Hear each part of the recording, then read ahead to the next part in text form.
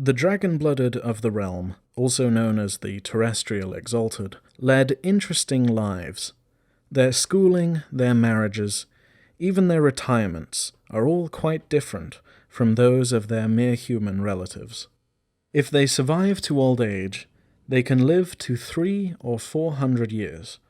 More often, however, they die in battle or while having great adventures.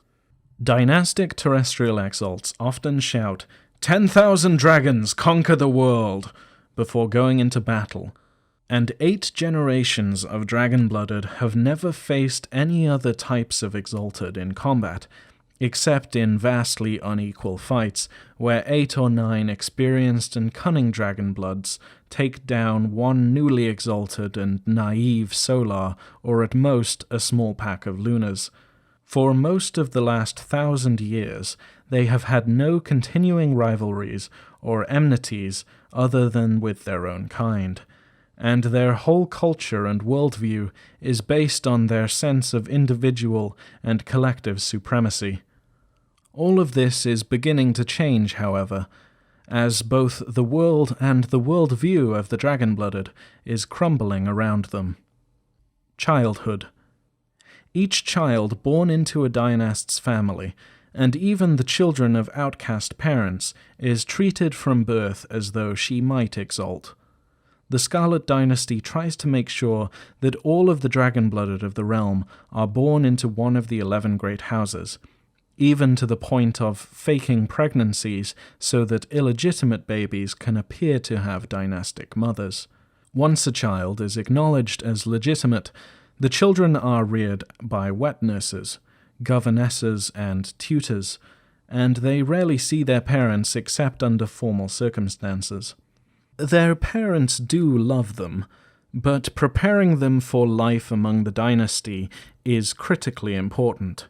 Important enough to make sure that a child gets a head start, unencumbered by a mother's overprotective nature or a father's indulgence.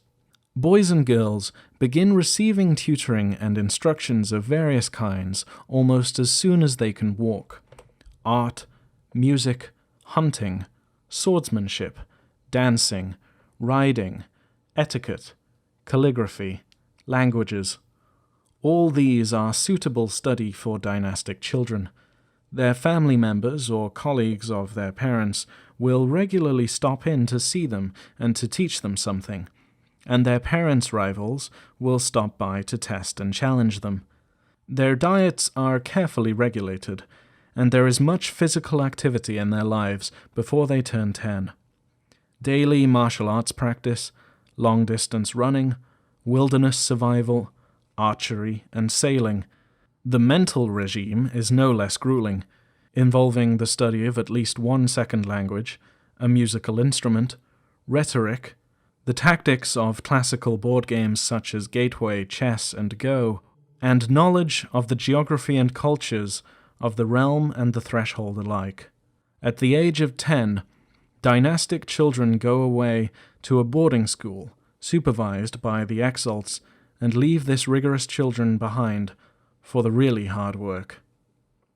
Schooling. From the age of 10 until the age of 15, the future dragon-bloodeds of the realm attend primary school. There is at least one such school in every prefecture, but only a few can be found in the satrapies. Most administrators send their children to the Blessed Isle for their educations. The primary schools teach a standard curriculum mandated by the Empress, including archery, bare-fisted fighting and self-defense, swordplay, athletics, history and geography, government and politics, religion, the Immaculate Philosophy, and spirit lore. In addition to the basic curriculum, students must complete an advanced program in politics, religion, philosophy, and combat. Students cannot be failed out of primary school, though some are returned to their parents for disruptive behavior. Some primary schools also offer specialized training in art, outdoor activities, combat, or politics. These institutions are particularly popular and have long waiting lists.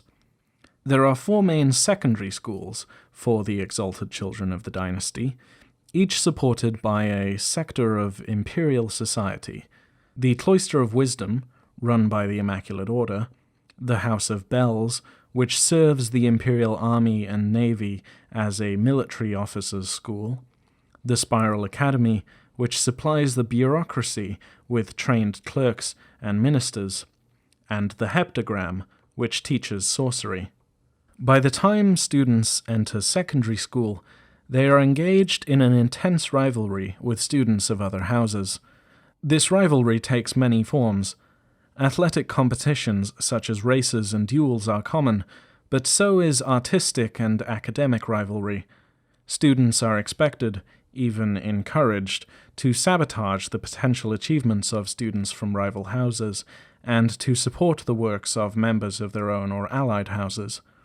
This rivalry characterizes not only their school lives, but the careers of all dragon-blooded. Households. After finishing school but before marrying and establishing households of their own, dragon-bloods tend to live in the household of a married relative, an uncle or aunt, an older cousin, or sometimes a grandparent. While they visit their parents for major holidays, their house expects them to make an alliance with another branch of the family and to cement this alliance through regular association with a married couple. The young dragonblood assists in the education of her host's children, contributes a portion of her income to the household, and works to advance her host's careers.